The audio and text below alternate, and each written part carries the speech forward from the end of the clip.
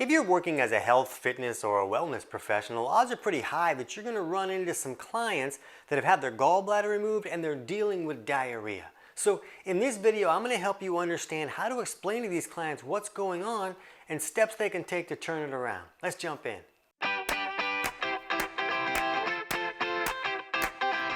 TC Hale is not a doctor and does not claim to be a doctor or licensed in any type of medical field. Don't be an idiot and use anything heard on the show as medical advice. This information should be used for educational purposes only, and you should contact your doctor for any medical advice. Now get off me. Now, if you ask Mr. Google about this, he's going to tell you that it appears that about 20% of people after they have their gallbladder removed will start to experience some diarrhea. But I think what that's saying is that they experience diarrhea after that surgical procedure. But I'm going to put a link in the description below that shows us that really over time, about 50% of people who have their gallbladder removed will experience diarrhea. So that's a significant number. And if we're running into clients that have had their gallbladder removed, odds are pretty high that some of them are going to be dealing with a chronic diarrhea issue. So to understand what's going on here, we need to understand what the gallbladder does in the first place. So when clients eat food, our stomachs, they're supposed to make hydrochloric acid, or HCl. And that acid is meant to help us acidify that food to start that breakdown process.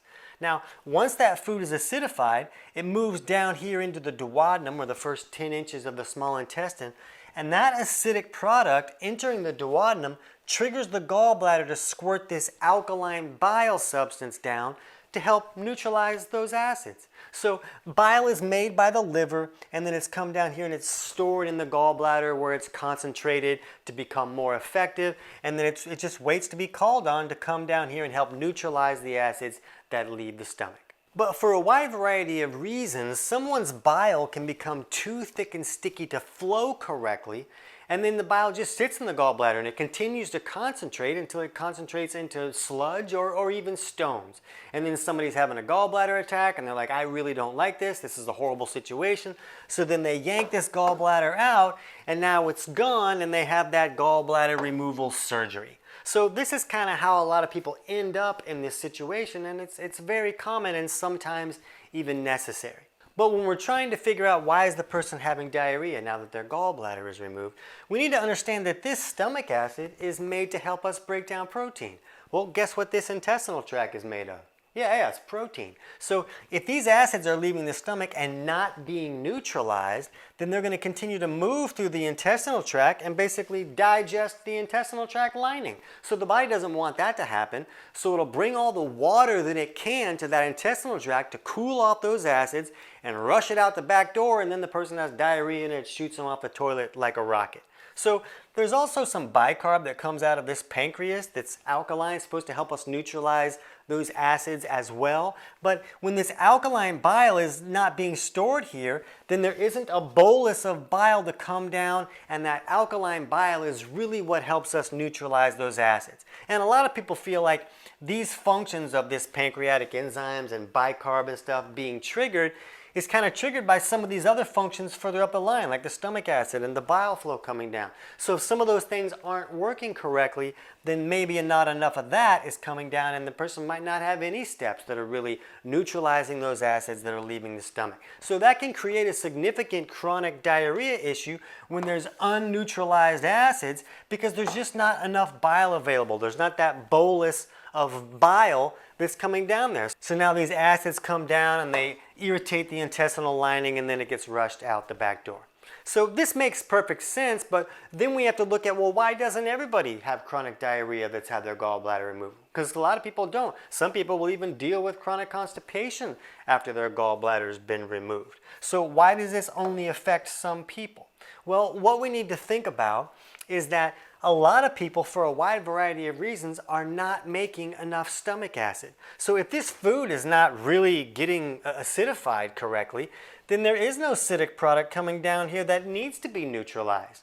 So if this is still in sort of like an alkaline kind of state, it'll just come down and move through the intestinal tract at an appropriate pace because it's not too acidic. So if both sides of digestion are malfunctioning, then it'll kind of move through at an appropriate pace. They're not really breaking down the food the way that they're supposed to break down the food, and that client may be dealing with other nutrient deficiencies and other problems that can come from not being able to access the nutrition in the food that you're eating, but they won't have the chronic diarrhea issue.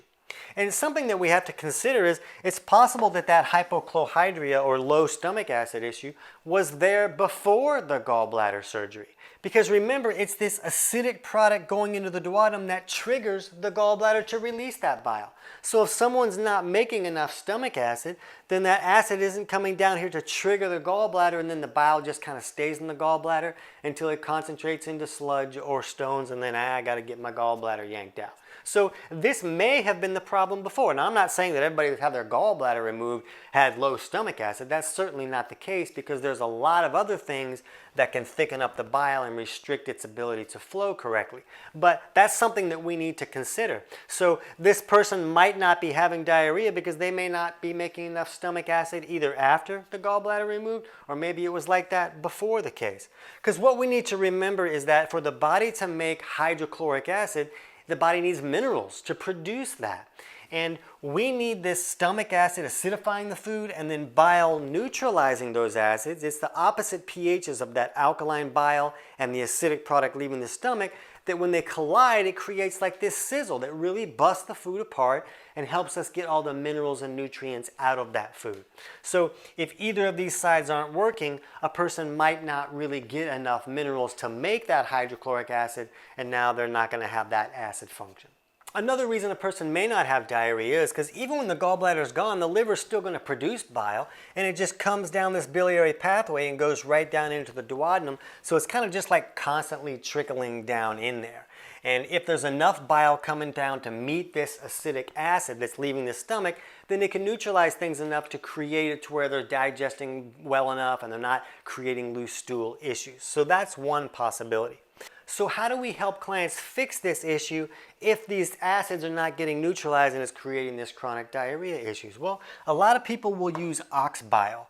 And ox bile is basically just a supplemental form of bile. And a person will just take that ox bile and it comes through the stomach, and then it helps neutralize the acids when the food is getting digested. But there really are some problems that can come about from somebody using ox bile. It has the ability to magnify some symptoms. So you really want to help clients do that the right way. I'm not going to go over all of that in this video. It'll make this video too long. But we'll put a link in the description below for our video on how to help clients adjust the dose and timing of ox bile correctly. Because if a client's already kind of bloated or having acid reflux or maybe constipation issues, and they put ox bile in there, well, the ox bile is alkaline. So if they're having problems that are caused by overly alkaline stomach and not having enough stomach acid, the ox bile could magnify that if they put that in there when their food is trying to break down correctly. So it's really important to do the dose and the timing correctly, or you can really magnify some symptoms when you're using ox bile. But once you help a client get that dose and timing correct, they can really turn this situation around, and they can actually start to break their food down a little bit better. It's not screaming through the system, so they don't have time for any really assimilation of nutrients to go on. Now they're slowing things down, they're breaking the food apart, and they're getting the nutrients out of that food. It can be a really big deal.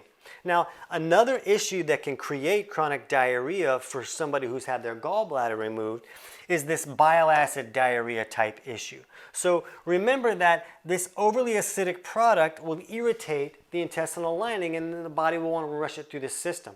But an overly alkaline substance also has the ability to irritate the intestinal lining. So if someone's producing bile and it's coming down this biliary pathway because there's no gallbladder for it to be stored in, it can just come down here all the time and move through while there is no acidic product leaving the stomach to kind of mix with that alkaline. Now, this alkaline substance is moving through there, and an overly alkaline substance can irritate the intestinal lining the same way, and the body wants to rush that out the back door just as well. So an overly alkaline stool has the ability to create a chronic diarrhea issue. Another thing to consider is that a person could have some type of overgrowth, either in the stomach or the small intestine, like a small intestinal bacterial overgrowth issue.